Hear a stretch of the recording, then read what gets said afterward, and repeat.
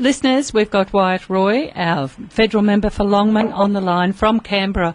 And Wyatt, I believe that you are going to be speaking to us about today. Is that right? That's right. We've obviously had the federal budget in the recent weeks, sitting weeks, and we're back in Canberra, sort of in a post-budget sitting period. And what we would have seen in the Federal Treasurer's budget speech the other day was a lot of broken promises and a lot of new debts and deficits. So I thought maybe we could have a bit of a chat about that and a bit of a chat about the Coalition's response, which was on the Thursday night after the budget. That's right. Mm. So, some of the interesting headline figures that have come out of the budget is the debt. The federal debt is surging through $300 billion. Now, this is after the Prime Minister promised at the last federal election that it wouldn't exceed $90 billion, and we're now through $300 billion. And what that means is the Australian taxpayer has to pay interest on our national debt, and that's now reached $35 million a day, or $7.8 billion each year. So that's the interest, not the principal repayments on the debt alone. And you can imagine what we could do as a nation with $7.8 billion every year. We've seen the Treasurer promise a surplus and deliver a predicted $19 billion deficit, but I think the deficit will be even higher than that. Last year they promised an $11 billion deficit and delivered a $44 billion deficit. So we're predicting a $19 billion deficit this year. I think that will be higher, but for all the years to come, we have deficits predicted as well. So we really have lost control of our financial prudence and our financial position as a nation. Wherever we look, we've got a $10 billion blowout on our border security policy with over 700 boats arriving under Labor. We've got very strange predictions on our mining tax. In the budget, the Treasurer predicts that the mining tax will raise 10 times what's been raised at the moment, which I don't think anyone can believe.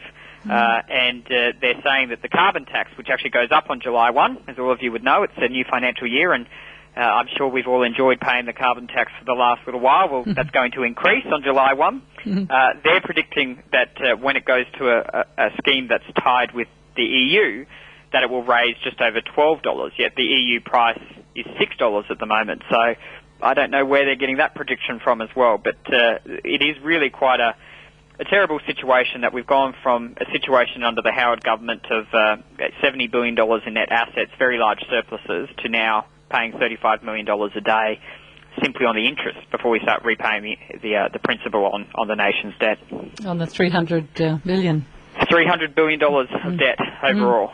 It is a burden for future generations of Australians. And when we turn back and we look at, well, what have we got? Well, we've got, a $10 billion blowout on border security policy. We've got pink bats that burn down people's homes. We've got cash splashes and school halls that schools don't want. And it's not like we've radically invested in road, rail and ports in this country or productivity increasing measures. The Labor Party have increased or introduced 36 new taxes since 2007 and over 30,000 new regulations. So I think Australians just want good, competent, stable government once again, and that's what the Coalition will deliver.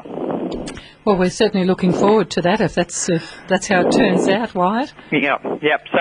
So one of the other things that I would mention as well is Tony Abbott's budget reply, which was a couple of days after that, and I was very excited because it did outline some of that vision. Essentially, it outlined a smaller government, and when you have smaller government, you have bigger citizens.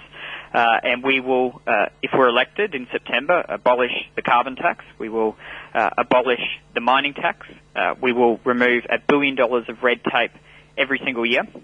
So when you talk to small business owners who are being crippled with new regulations and new requirements, we'll remove $1 billion of that every single year. And what that does is it gets government off our back. It allows local small business owners, sort of the great creators of wealth and prosperity, the opportunity to thrive, prosper, and employ more people. And it is incredibly important that we give our local economy and our local small business community that chance, because they are the great creators of prosperity in our community and in our nation. Why, just by removing the carbon tax and the mining tax, isn't it going to give the government a whole lot less money? Well, this is a good point. So we have outlined additional savings as is sort of shown in the budget figures themselves is the level of waste and mismanagement throughout the economy. So the government, and Tony Abbott said this in his speech, in his budget reply speech, the government is not spending its own money, it's spending the people's money, sort of held in trust. And we need to be more responsible about how we spend that. We have to live within our means the same way that every household and every family and every business has to live within their means. So we will have a smaller government because we have to live within our means. And yes, by removing the carbon tax and the mining tax, revenue will go down, but productivity will go up. And as businesses create more jobs, create more wealth, as people have more money, they pay more tax. Okay. So it is important that we give business and private enterprise the opportunity to succeed, because they should be the centre of our economy, not the government. And on the predictions that the government are forecasting in the budget for the carbon tax and for the mining tax, they are very, very bizarre. So the mining tax, the Labor Party predicts will make 10 times what it's making today. And how they can make that prediction, I don't know, because you're going to have fluctuations in commodity prices, fluctuation in currency. You're going to have state governments determine their royalty makeups, but the Labor Party thinks it will make 10 times what it's making today. Okay. And on the carbon tax, they're going to, after this financial year where it increases, so on July 1 the carbon tax increases by 5%, they're going to tie it to the European Union scheme. And in the budget papers, they predict that the carbon tax will raise $12 a tonne there, but the current EU price is $6 a tonne. That's right, yes. So I wonder how they can make that prediction as well. So it is, this budget really should have been written in pencil, I think, because it would have been a lot more believable than what was handed down by the Treasurer. So you're talking, going back to the little eraser and getting rid of the things that probably aren't quite right. That's it. Well, every time the Labor Party has made a prediction on this, they've got it wrong. So, they promised surpluses and delivered deficits. They promised no carbon tax and delivered a carbon tax. Whenever they've made a prediction on the mining tax or the carbon tax in terms of prices, they've been out. So it is very, very hard to believe the Labor Party anymore. I think the Australian people are rightly sceptical of that, and they're annoyed that they're paying, 36 new increased taxes, and they're dealing with over 30,000 new regulations. Goodness me.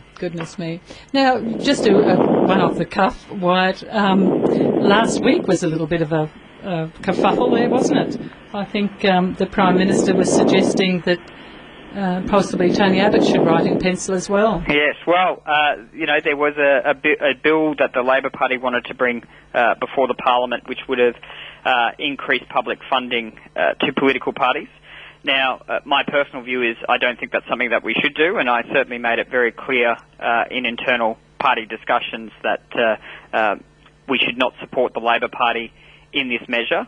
And, what happened at the end of the week was Tony Abbott listened to the Australian people. He listened to his colleagues and would not support the Labor Party's bill to increase political funding. And the thing that I find is a bit strange is that the Prime Minister is still out there today saying that the taxpayers, even with all these measures in the budget that you and I have spoken about, the Prime Minister is still out there today saying that the taxpayers should give more money to political parties. I think that's a very strange situation, but if that's what the Labor Party chooses to defend, then that's their choice. Goodness me. All right. It's very interesting, isn't it? And I'm sure you're enjoying absolutely every minute of it, Wyatt. Well, it is interesting, the danger of living in interesting times sometimes, as they say. But what I think is really important is that come September 14, the Australian people will have a very clear choice. They will have a choice between people that believe government should be the centre of our society and should regulate your lives, and people that believe free citizens should be the centre of our society, and we should have small government and big citizens, and that's what the coalition will take to the next election, and hopefully on September 14 people will change the government. Well, as we thought we might have got into caretaker mode, but we haven't been, and haven't been put in that position. But we'll just have to hang on and wait, hey? Yeah, I think Rosemary, don't count me on these figures, but I think it's 104 days or 103 days until the election. Who's counting? Who's counting? Right? Yeah. A long way to go. And we have. Wyatt, look, always interesting to speak to you, and we do thank you very much for keeping us up to speed with what is happening with our money, hey? Because Yes, that's what right. it is. It's That's our right. money. It's your money, not ours. Exactly. But we'll look forward to catching up with you again shortly. We believe you'll be home again next week. Is that right? Yes, that's right. I think I've got 1 or 2 more weeks left of Canberra, but I think I am home next week, which I am looking forward to very, very much. I'll bet you are. And we are as well. Wyatt Roy, federal member for Longman, thank you again for making time to talk to us, and appreciate your words of wisdom. Thanks so much. Thanks for having me on. Thank you now. Bye-bye.